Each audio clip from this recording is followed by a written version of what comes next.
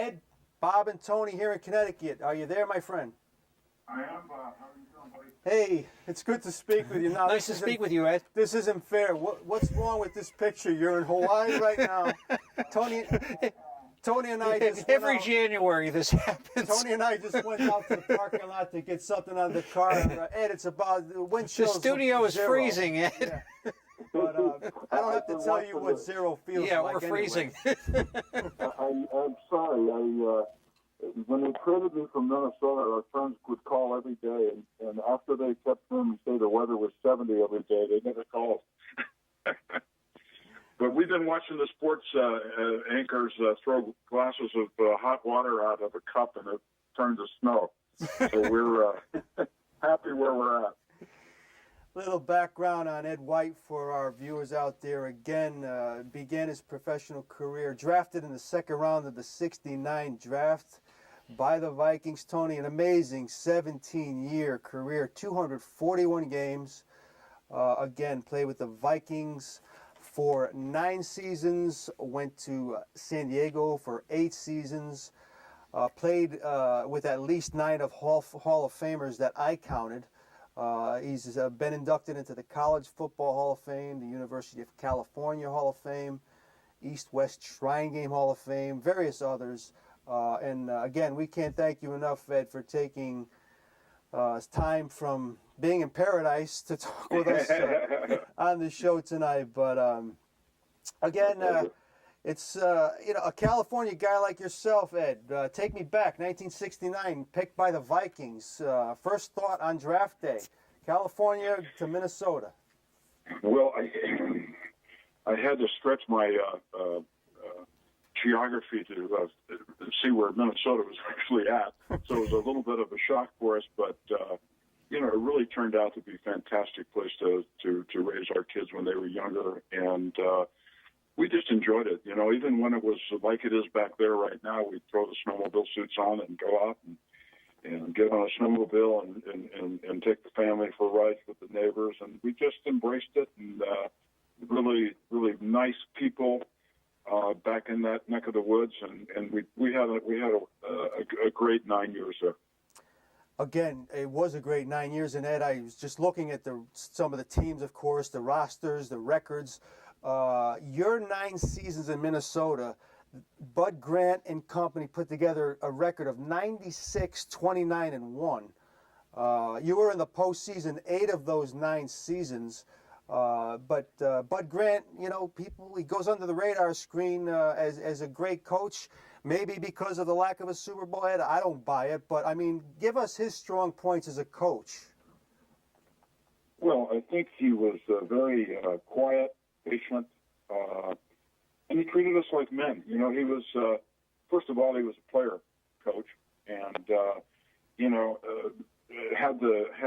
had actually one of the probably best athletes in the history of sports. He was a professional baseball player, professional basketball player, and professional football player. And so he, let us be men, and we always reported to camp last, but we reported to camp ready to go. I mean, there were some of us that would find a way to get pads on and actually hit a little bit and, break our hitting down a little bit and get it ready for camp. And, we came ready to go because we knew he was doing us a big favor, not bringing us in a month earlier and beating the crap out of each other like everybody else did, And so we went into the playoffs as healthy as anybody, and I think that was a big factor. Yeah, sure did. And Tony and I talk often about the old Metropolitan Stadium and the cold. You've paid your dues in the cold, Ed. Yeah, we hear so much, Ed. We hear a lot about... Tony, you're right. But it's like I'm going, I think they're figuring it out now. At least they have in some places. The weather is in Seattle, for example. I mean, you get a little advantage when teams... like when I got traded to San Diego, the equipment man, Sid Brooks, was like going, what do we got to put? And so Sid was so worried about making sure he had all the equipment that all the players were focused on, the scuba diving gloves and the right footwear, instead of the game. And I think that's what happens. So I think it's a big advantage to play on that element. And I think we thought it was, and that was a big part of it too. Mm-hmm. Yeah, absolutely. I mean, when you play, we hear about Lambeau and everything, but Minnesota, Yeah. how many games did we watch, Tony? I mean, with all the aforementioned players, before you came out, we were talking about the Hall of Famers, that it was amazing, some of these guys you play with, but the old Metropolitan Stadium, I just remember, you know, the mud being painted green and frozen. Yeah, you're right. Right? And but, you know, ironically, the coldest game I ever played in was when I played for the Chargers and we played Cincinnati in the Ice Bowl. Oh, I yeah. mean, all the years of Minnesota, and then to go to San Diego and play a cold game like that, it's like you wouldn't think that, but that's right. that was the case. That is amazing. Yeah, you're true. We talked about that a few weeks ago, San Diego and Cincinnati. But again, we're on the. Go. No, I'm just going to hand you over to Tony. We're on the phone with legendary lineman Ed White. Tony, question. And Ed, I notice in college you're playing with Berkeley, and that's the late '60s, and with all the craziness and Ronald Reagan and all the. I mean, was it hard to be a football player back then? Well, Ronald Reagan wasn't the crazy one. I was a fan of his. He was good. And it was. You know, it wasn't hard to be a football player. It was distracting, but we had a very excellent team. We had a super defense. Ray Woolsey was our coach, who just passed away this past year, and great defensive coach. And we were at times third and fourth in the nation. We beat Michigan in the Big House that year, and you know, it was a great year for us. And I think it was. You know, we were,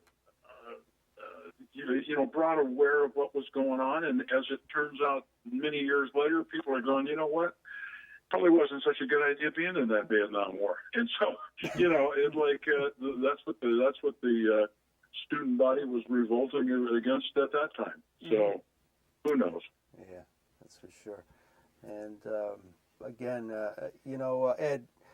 I know you've been endorsed highly for the Hall of Fame by your ex-teammate Dan Fouts, and I know one of your teammates, Ron Yeri, on your same line was elected into the Hall of Fame. And to me, it's such a fine line when trying to figure how offensive linemen, how to judge them to get in the Hall of Fame. And Fouts basically said when Ed White retired, nobody had played in more games as an offensive lineman than Ed.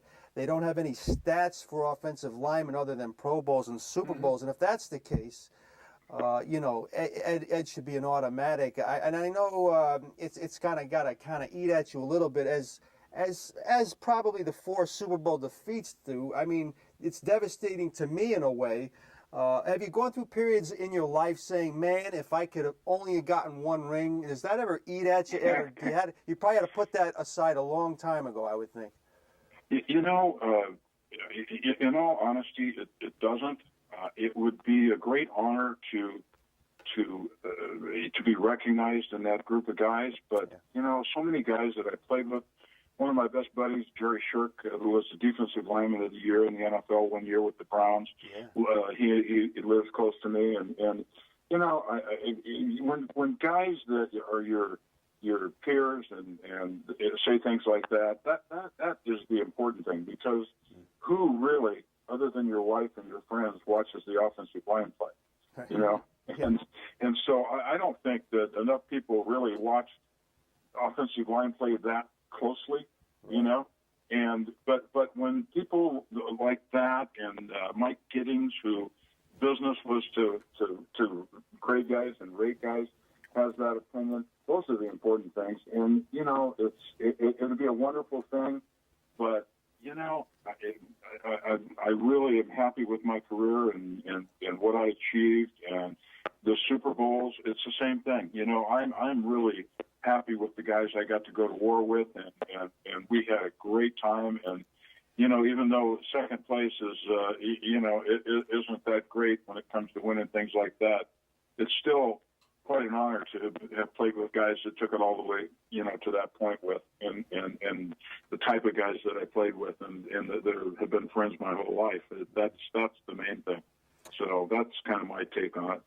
And I should also say another quote by Dennis McKnight, Tony, who played for the Chargers center and guard. He said he called Ed White probably the best all-around offensive lineman in the league in terms of run blocking and pass blocking. When you can combine the two, it's pretty special. But another amazing thing about your career, Ed, 17 years, you basically played for just two coaches. That's amazing. That is an when we amazing think thing. about the coaching carousel these days. But how about just comparative? Well, that's why I played that. That's why I played that long, because I'll even tell you a more amazing stat. But I'll talk about that first. Is that those are two of the best coaches that you can play for, and both of them were wonderful people, and it was an honor to play for them. And you wanted to really go out there and bust your fanny for them. And I know a lot of guys that didn't have the opportunity to experience that type of thing, and I did. So that was perfect. And so that, and the fact that the second thing I wanted to mention was I played next to Ron Erie and Russ Washington. Those are the only two offensive tackles I played next to in 17 years. Mick Tingelhoff and Donnie Masick, and then a little bit by Dennis McKnight. But for the most part, those four guys in 17 years, and the guys I had to communicate with. Wow. And they're pretty good guys, all of them. Mick Tingelhoff should be in the Hall of Fame, and I hope he makes it to the Hall of Fame. Agreed. And because he deserves it. He's 8 Pro Bowls or whatever he was in. And, it's like you said at the start of the show. When you don't win that big one, that big Super Bowl, then it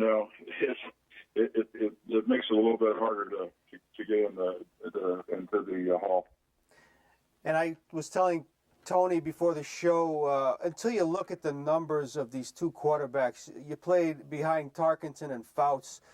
I was looking at their stats today, and they combined to pass for over 90,000 yards, which just is mind-boggling. I mean, the way Tarkenton kept plays alive, you must have been blocking and probably look back and say, is this play still going on? Is this what is he doing to me?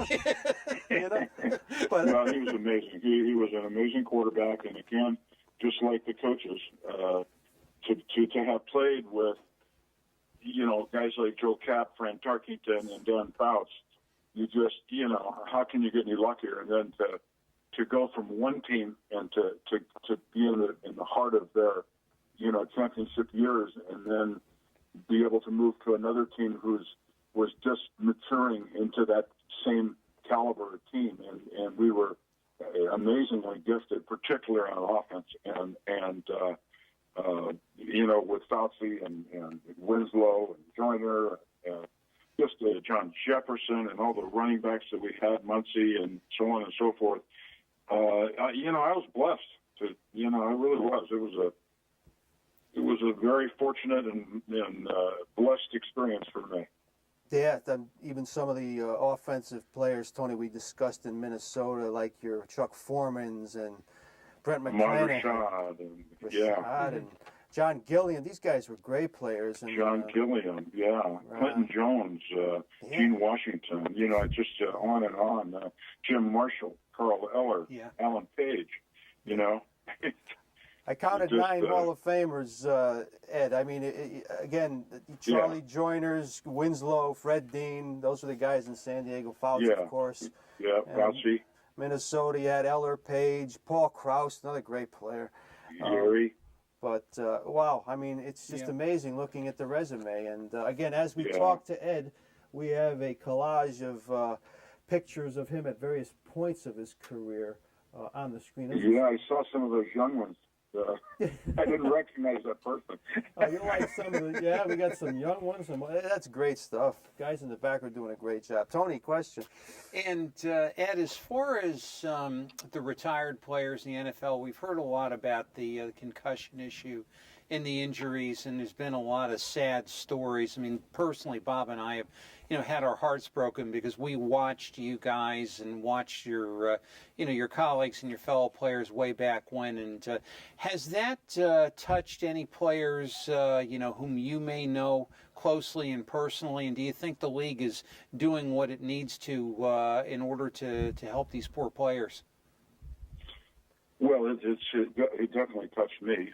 First of all, Wally Hilgenberg died of CTE a couple of years ago, and talked to him, and it was a sad thing for me to see his wife, to know what she's had to go through, and family, and I just 3 hours ago opened an email and said that Rayfield Wright was in the final stages of dementia. And in his life, and which shocked me, And they're getting closer and closer. I went back to Minnesota and did an autograph thing, and had dinner with 4 of my offensive linemen, and 5 of the 5 guys, 3 of them had dementia or Alzheimer's. So it's a little bit scary. And Ranieri and I are the only 2 that don't. Wow. And it is scary. I think the league is working hard to come up with some solutions, and I think they will. I don't think it's there yet, but you're talking about guys that played for peanuts. I mean peanuts, and when I was a high draft choice. I was the high second round, but the first pick of the Vikings, and I earned I think 19 or 20,000 my first year, and I was playing with guys that had played 10 years and won earning over 10,000. And so you don't put a lot of money away when you're playing, when you're playing ball for that kind of money. And so there are guys that didn't make a lot of money that don't have the wherewithal to pay for the insurance companies, and I lost my daughter through a head injury, and I know how they work. And when you have something like dementia and Alzheimer's, they consider you I don't know what they call that, but they like a rest home. They put you in rest, and you're on your own there. Like your mom and dad, when they get to that point, you got to pay for that. Right. And it's very, very expensive. And it these guys, like I said, did not earn what the earning is going on now. And so just from that standpoint, I think there's an obligation just based on these are the backs that built the league, We couldn't agree more. Mm-hmm. Yeah, well, I appreciate that. And so that's why I'm, doing my best to try to support whatever we can do to help the players. I feel very lucky that, I've made a living, and I was able to coach, and I love the NFL. I coached for the NFL. I coached college, played for a long time, and it's fantastic. I just think we just got to do what's right, and they've got to do what's right. They've got to do what's right with publicity and straighten that out, and they've got to do what's right with the head injury thing. And I think they want to too, because it's a big business, and it's fun. I mean, we're all excited about the Super Bowl and leading up to it, and I'm a big Charger fan, and I got excited at the end of the year, and it's my team, and the Vikings. Right. It's exciting, the new coach, and it's Americana, and I love it, and so I want to see it keep going. And when you played, Ed, you were kind of universally known as one of the strongest guys in the league. I mean, Tony and I remember watching the arm wrestling championships when you would win those things. I was just wondering, did you spend an awful lot of time looking back in the weight room back then, or did you concentrate more on an overall body approach? No, you know the answer to that, right? I figured. Yeah, I think I do. I went and watched the Chargers practice, and their center goes, "Hey, come on, check the weight room." I said, "No, I'm allergic to the weight room." I was never into weightlifting at any point in my career, and Bud Grant was philosophically he in fact he said it that he didn't see anything that duplicated the motions on the football field from the weight room. And of course, now you have to compete, but we didn't even have a weight room in all of my years in Minnesota. There was not a weight to be found. Wow. In the off season, we played racquetball and did more. Linemen did more athletic type things, and not so much the lifting and muscle type things. Isn't that something? To get Yeah, it really is. Yeah. To get and I think Bud is right to a certain extent, but I think now to compete, I mean, these guys are, my gosh, 350 pounds, and they're quick, and it's a different animal, you know? Yeah. Yeah, you were considered a big guy, 270 maybe, Ed? I mean, at the time. I was, I played at 280 in San Diego. I played at 260 in Minnesota. Okay. And they wanted me to play lighter, but it was when everybody was light. I've been a 300-pounder, which I am right now, my whole life. And I'd always have to get most of my family to get down to the weights that they wanted me to play at. But in San Diego, they did let me play heavier. And, I think I was a more powerful drive blocker because of that. Yeah, but, I was more agile and that in Minnesota. So 6'1", half dozen another. It's totally amazing, though, to have that kind of strength. And, everybody was looking at Ed White thinking this guy, he lifts the weight room every day. Yeah. Look at how he's pinning these guys. And it's just, it really is amazing. And, of course, we know. It's all about quickness. It's about quickness, not so much strength. I've always been a believer in chi, that's the explosion and trying to get to your maximum strength as quick as you can. Yeah. To me, that's the big one. And again, final couple minutes, Tony, with former NFL lineman Ed White. And we know you're an accomplished artist now, and Tony and I discussed it. If you go to edwhiteart.com, you'll see some of the tremendous works. That picture of the harbor boat scene, it's some beautiful stuff there. And when did that first become a passion of yours? It's such a contrast from the rigors of an NFL career, When I was in elementary school, I would draw the hot rods. And it just progressed from there. Now I'm doing boats. I'm doing a harbor scene right now as I sit here. Isn't that cool? But it's just art has always been a part of me. I really like to do art with young people, and I do a thing with kids and go into their schools and do different things and bring paint and stuff, and we have a ball, and it's just something it's really a part of my life. That's just beautiful. Always has been. Yeah, and Tony and I always say the same thing. We always have a jealousy for artists because it's something, I think that you got to kind of be born with, but it's just beautiful to look at. Tony, final question? And Ed, thoughts to this week's upcoming Super Bowl in the cold in New Jersey with two teams not from the region, good, bad, and different. What might you be thinking as a former player? Well, I'm a little indifferent, but I'd really like to see. I'd really like to see Seattle win. I'd love to watch them play. They're dynamic. The defense is really special, and my mom lives in Seattle, and sister and her family, and it's it's a special thing for the city, and I know that because it was always in Minnesota, but. I think that I'd really like to see them win, and I'm not so much a Manning fan. I don't know why, but I really like the young quarterback in Seattle, and Marshawn Lynch is a Golden Bear, so you got to go with the Golden Bears, right? Yeah. We talked about that before the show, a couple of us, but yeah, that's so true. But again, Ed, I know you've had some tough times off the field. I like to think that a lot of your football experiences must have come in handy during some of those tough times, and it surely seems that it has.